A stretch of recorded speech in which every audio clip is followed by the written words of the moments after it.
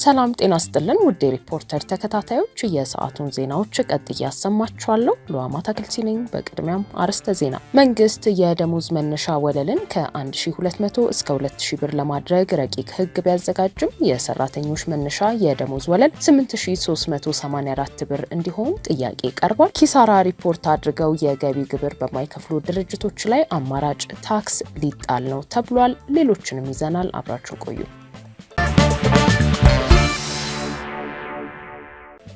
አምባሳደር ብናልፍ አንዱዓለም ከፕሬዝዳንት ዶናልድ ትራምፕ ጋር በነጩ ቤተ መንግስት ተገናኝተዋል። በአሜሪካ የኢትዮጵያ ፌዴራላዊ ዲሞክራሲያዊ ሪፐብሊክ ልዩ መልእክተኛና ባለሙሉ ስልጣን አምባሳደር ብናልፍ አንዱዓለም ከፕሬዝዳንት ዶናልድ ትራምፕ ጋር በነጩ ቤተ መንግስት ተገናኝተዋል። ለአምባሳደር ብናልፍ ከፕሬዝዳንት ትራምፕ ጋር የመጀመሪያቸው በሆነው ግንኙነት ወቅት አምባሳደር ብናልፍ አንዱዓለም ነጩ ቤተ መንግስት ሲደርሱ የደመቀ አቀባበል ተደርጎላቸዋል። በዋሽንግተን ዲሲ የሚገኘው የኢትዮጵያ ኤምባሲ አቀባበሉን በኢትዮጵያና በአሜሪካ መካከል ያለውን የረጅም ጊዜ ግንኙነት የሚያንጸባርቅ ዲፕሎማሲያዊ አቀባበል ሲል ገልጾታል።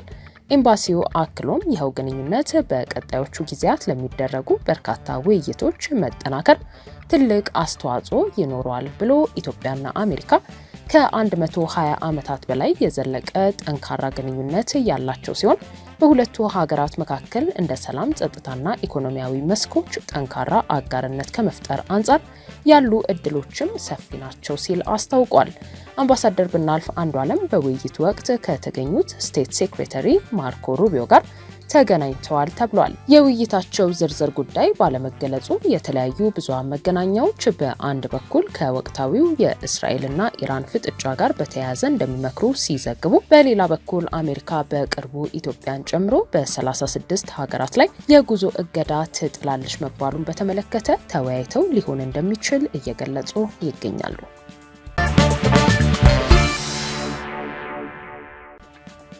ኪሳራ ሪፖርት አድርገው የገቢ ግብር በማይከፍሉ ድርጅቶች ላይ አማራጭ ታክስ ሊጣል ነው። ኪሳራ ሪፖርት በማድረግ ዓመታዊ የገቢ ግብር ከመክፈል ነፃ በሚሆኑና የግብር እፎይታ በተሰጣቸው የንግድ ድርጅቶች ላይ አማራጭ አነስተኛ ግብር ሊጣል ነው ተብሏል። ይህንን ጨምሮ ሌሎች ድንጋጌዎችን የያዘ የገቢ ግብር አዋጅ ማሻሻያ በገንዘብ ሚኒስቴር ተረቆ ባለድርሻ አካላት ውይይት እያደረጉበት ይገኛል። ከሳምንት በፊትም መሰል ውይይት ከንግዱ ማህበረሰብ ተወካዮች ጋር ተደርጓል። በዚህ ውይይት ወቅትም የገቢ ግብር አዋጁን ለማሻሻል ያስፈለገበትን ምክንያት፣ ለማሻሻል የተደረጉ ጥናቶችና በረቂቅ አዋጁ የተካተቱ ዋና ዋና ለውጦች ቀርበዋል። በገንዘብ ሚኒስቴር የታክስ ፖሊሲ መምሪያ ኃላፊ የሆኑት አቶ ሙላይ ወልዱ በአጠቃላይ የታክስ ስርዓቱ ላይ በተደረጉ ጥናቶች የተለዩ ክፍተቶችንና ለመንግስት የቀረቡ ምክረ ሀሳቦችን አስመልክተው ማብራሪያ የሰጡ ሲሆን በተደረጉት ጥናቶች በሀገሪቱ ውስጥ አሉ ተብለው ከሚገመቱት አጠቃላይ ግብር ከፋዮች ውስጥ 63 በመቶ የሚሆኑት ግብር እየከፈሉ እንዳልሆነ መረጋገጡን ገልጸዋል።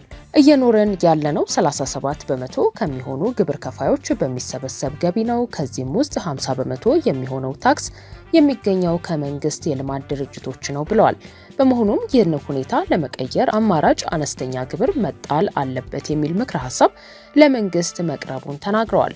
እንዲጣል የሚፈለገው አማራጭ አነስተኛ ግብር ዋነኛ ዓላማ ታክስ መክፈል እያለባቸው ወይንም ተገቢና ተገቢ ያልሆኑ የተለያዩ ምክንያቶችን በማቅረብና መረጃን በመሰወር ዝቅተኛ ታክስ የሚከፍሉትን ወይንም ከታክስ ነፃ የሚሆኑትን ወደ ታክስ መረቡ ማስገባት እንደሆነ አስረድተዋል።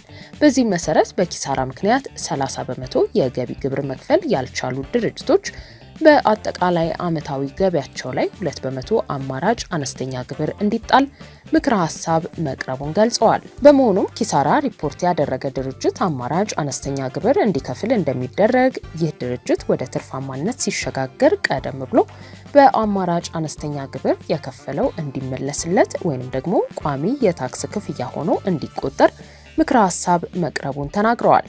በገንዘብ ሚኒስቴር የሕግ ጉዳዮች መምሪያ ኃላፊ አቶ ተወዳጅ መሐመድ በበኩላቸው የገቢ ግብር አዋጅ ሙሉ በሙሉ እንደማይቀየር ገልጸው ግብር ከፋዩ ያሳወቀው ትርፍ ከጠቅላላ ገቢው 2 በመቶና ከዚያ በታች ከሆነ ታክስ ባለስልጣኑ ይህንን አልቀበልም ብሎ አማራጭ አነስተኛ ግብር የማስከፈል መብት ይኖረዋል ብለዋል። ከዚህ በተጨማሪም በስራ ላይ ባለው የገቢ ግብር አዋጅ የተቀመጡት 3 የግብር ከፋዮች ደረጃዎች ማለትም ደረጃ ሀ፣ ደረጃ ለና ደረጃ ሀ መርሃ ወደ 2 ዝቅ ተደርገው ሁሉም ግብር ከፋዮችም በደረጃ ሀና በደረጃ ለስር ለማጠቃለል የሚያስችል ድንጋጌ በረቂቅ አዋጁ መካተቱን ገልጸዋል። በዚህም መሰረት በደረጃ ሀ ግብር ከፋይነት ስር የሚወድቁት ጠቅላላ ዓመታዊ ገቢያቸው ብር 2 ሚሊዮን ወይንም ከዛ በላይ የሆነ ማንኛውም ድርጅት ወይንም ግለሰብ እንደሆነ፣ በደረጃ ለግብር ከፋይ የሚባለው ስር የሚወድቁት ደግሞ ድርጅትን ሳይጨምር ዓመታዊ ጠቅላላ ገቢያቸው ከብር 2 ሚሊዮን ያነሰ በሆኑ የንግድ አንቀሳቃሾች ላይ መሆኑን አቶ ተወዳጅ አብራርተዋል።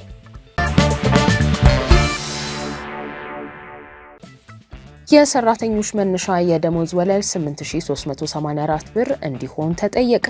ወርሃዊ ደሞዛቸው እስከ 8384 ብር የሆነ ሰራተኞች ከግብር ነፃ እንዲሆኑ የኢትዮጵያ ሰራተኛ ማህበራት ኮንፌዴሬሽን ለመንግስት ጥያቄ ማቅረቡን ገልጿል። የኢሰማኮ ፕሬዝዳንት አቶ ካሳሁን ፎሎ ለሪፖርተር እንዳሉት ወርሃዊ ደሞዛቸው እስከ 8384 ብር የሆነ ተቀጣሪ ሰራተኞች ከግብር ነፃ እንዲደረጉ ለመንግስት ጥያቄ አቅርበዋል።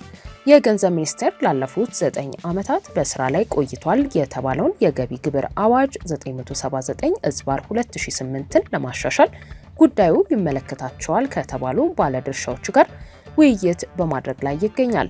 በዚህ ማሻሻያ ረቂቅ አዋጅ እስከ 2000 ብር የሚከፈላቸው ሰራተኞች ከግብር ነፃ እንዲሆኑ ተደንግጓል።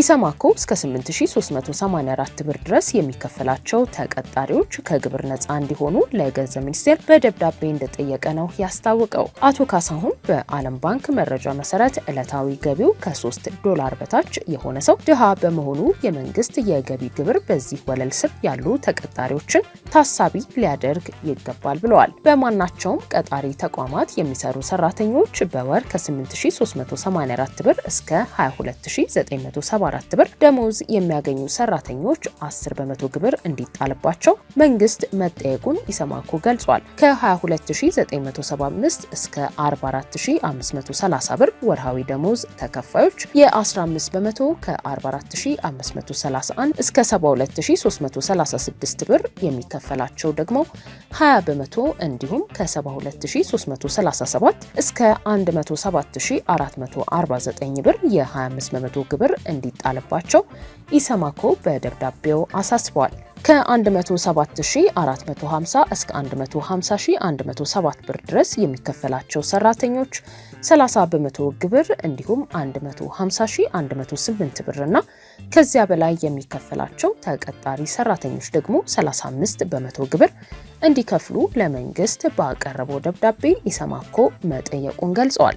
አሁን በስራ ላይ ባለው የሰራተኞች የገቢ ግብር አዋጅ መሰረት እስከ 600 ብር ድረስ የሚከፈላቸው ሰራተኞች ከግብር ነፃ ሲሆኑ ከ10900 ብር ጀምሮ ደግሞ 35% ግብር እንዲከፍሉ ይገደዳሉ። የገንዘብ ሚኒስቴር ከአንድ ሳምንት በፊት ለውይይት ይፋ ባደረገው የገቢ ግብር ማሻሻያ ረቂቅ አዋጅ 1200 ብር፣ 1600 ብር እና 2000 ብር ወርሃዊ ደሞዝተኞች ከግብር ነፃ እንዲደረጉ ድንጋጌ መኖሩ ይታወሳል። የመንግስት የገቢ ግብር ማሻሻያው ሰራተኞች ያለባቸው ወቅታዊ የኢኮኖሚ ሁኔታ ታሳቢ ያላደረገ እንደሆነ የተለያዩ የውይይት ተሳታፊዎች አስተያየት መስጠታቸው አይዘነጋም።